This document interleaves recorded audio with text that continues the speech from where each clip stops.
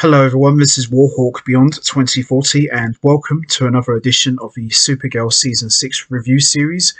And today I am going to be talking about episode 6, Prom Again, which I have just finished watching earlier. And this episode was kind of like a continuation of the last one, which was called Prom Night. So in a way you can look at episode 5 and 6 as a two-parter because this did feel like that. And it was really good. It was a lot of fun, and this was the second time that Melissa Benoist was not featured as the show's lead. But this didn't take away from the fact that this was still a fun episode. And in a way, it kind of feels like it could have fit in with Legends of Tomorrow because there was some time traveling moments and some comedic moments, which is what Legends of Tomorrow is more known for these days. So I could have easily have had this episode fit in with Legends of Tomorrow. Maybe they could have done a crossover with this, as I mentioned in the last review that I did.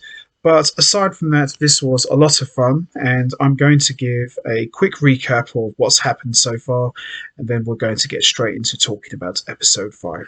So, Nia and Brainiac 5 have travelled back to the past, to Midvale High, where Kara Danvers was a kid, and they need to get her DNA to retrieve Kara in the present, who is currently trapped in the Phantom Zone thanks to Lex Luthor, and how they try to obtain Kara Danvers' DNA is through kryptonite, because it's revealed that Kara Danvers tried to stop a meteorite crashing to Earth, but it was completely laced in kryptonite, and that's where they attempt to get her DNA from the debris.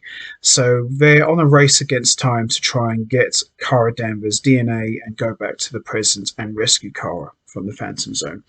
And as I said, this episode was really good. I really enjoyed this one a lot, and I do miss Melissa Benoist on the show, but at the same time, I thought everybody here did an excellent job in her absence. So with that all said, let's get right into it. Let's talk about episode 6, Prom Again. So this episode picks up where we left off, with Nia and Brainy currently trapped by the aliens. However, Kara hears them in the distress and goes to their aid. And in the scuffle, Nia and Brainy get free and manage to stop the aliens. However, Kat has been watching and has recorded the entire thing via a drone. With Brainy and Nia now free, they claim they are ready to leave, and Kenny and Kara have to get ready for their prom night. Brainy later tells Nia that he set the aliens on a course to Yugare so they can reset the space-time continuum. However, Nia then has a dream of the cage and the pink tiger again, but Brainy thinks it must be just a dream echo. We then see Kat is determined to find her story and starts throwing rocks out into the clearing until she uncovers the ship and starts pressing buttons until she eventually releases the aliens. They take her onto the ship and lock her up in one of the cells. We then see Alex drives Kara to prom night, and the sisters have a heartfelt chat in the car.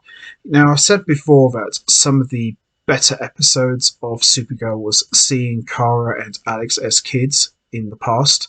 So, seeing these little moments like this was really nice to watch. So, Alex tells her that she's proud of her and apologizes for how she's behaved lately. She now realizes that Kara can handle anything, and she also tells Kara that she has to wear a mask every day should she take the night off and not wear a mask to the prom. Alex then goes to photograph the meteor shower.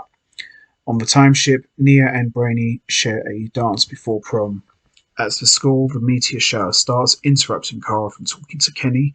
She takes off to stop the meteor from hitting the school, something that Alex witnesses. The meteor is made of kryptonite, and Kara falls from the sky and lands in the gym, alive but very weakened by kryptonite. As they're sorting things out, the aliens broadcast a message demanding that the aliens reveal themselves or else. Kenny claims to be the Kryptonian, and the aliens take him instead. The aliens figure out that Kenny is human, that he sacrificed himself for his friend, so now they can plan to use him as bait and throw him in the cell with Cat Grant. Maxime sends a message to the aliens and says that the Kryptonian has 10 minutes to turn themselves over or Kenny dies. Nia and Brainy subdue Kara and then take off themselves to go find Kenny. Alex takes the kryptonite shards out of Kara's hand, and after talking with Alex, warns her that she will never get to be able to be normal again if she's caught. Alex picks the lock to the janitor's closet that they're stuck in so that Kara can get into the natural light. A recharged Kara takes off. Nia has another dream. This time she holds off the cougar teacher so she can try and read the cage for details, discerning the letters P, W. She loses control of things and comes out of the dream, but brings the cougar with her, sending it chasing the aliens. A powerful brainy calls lucid dreaming. When they get on the ship, they realise that the cougar from Nia's dreams is actually about Kat. Kara shows up at the ship, and in the scuffle they end up releasing all of the aliens that have been held captive on board. Kat escapes and the police arrive just as Maxim and his sidekick escape. Brainy and Nia watch in horror as Kara is confronted by Kat and the police, realising that the timeline has been altered and can't be undone. Nia says they can use the time ship to go back in time to fix it, going back to just a few hours before so they can stop Kat. Kara overhears and breaks out of police custody and flies off. Nia and Brainy go back in time a few hours before, prepared to change things, but quickly discover that they aren't alone. Kara has stowed away with them, and she tells them that she realises she doesn't want her future to be tangled up with cops and reporters, so she wants to change things back. With time is of the essence, they agree to let her help. They accidentally come in contact with Alex and Kenny. Nia finds Kat's drone and shoots it down, and then comes face to face with Kat. Nia ends up giving Kat a pep talk, telling her she's a visionary, and even sets her on the path to calling herself Kat rather than CJ. It's kind of cool that Nia, in a way, kind of puts Kat Grant on the path to the boss lady that we would all come to know and love. So I thought that's kind of a nice little touch and a nice little cool setup for Kat's future. With that out of the way, the timeline finally resets itself.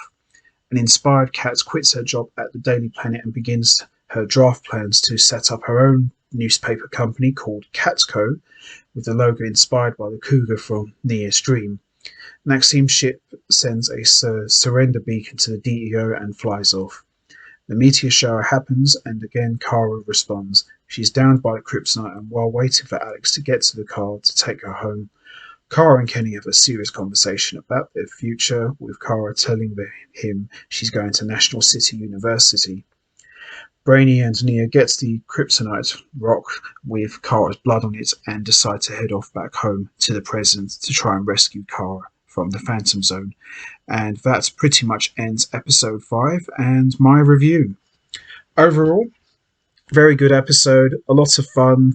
Did at times feel like Legends of Tomorrow with the whole time traveling aspects and going back a few hours before to reset the wrongs. So that side of it was cool. Would have been nice to have had a couple of legends helping out, but it is what it is. But this was a really good episode, and I thought it was really cool that Nia was the one that helped put Kat Grant on the path to becoming the boss lady that we all know. So that's going to be it from me. I'm going to wrap this up now. What did you think of episode 6? Did you enjoy it? What was your thoughts on Nia being the one to put Kat Grant on the path to becoming the iconic boss lady? Do you think that was a nice touch? And also, what about Nia and Brainy going back a few hours earlier to try and correct their mistakes? Do you think there could be repercussions to this? And also, what was your thoughts on Nia and Brainy obtaining Kara's DNA from the kryptonite-laced meteorite? Do you think they'll be able to successfully rescue Kara in the present from the Phantom Zone?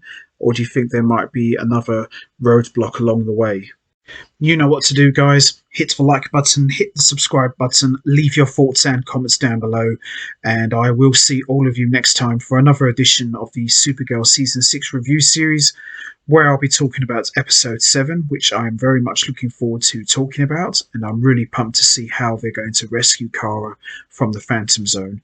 So until next time, take care everybody, and stay safe, and once again, thanks for listening.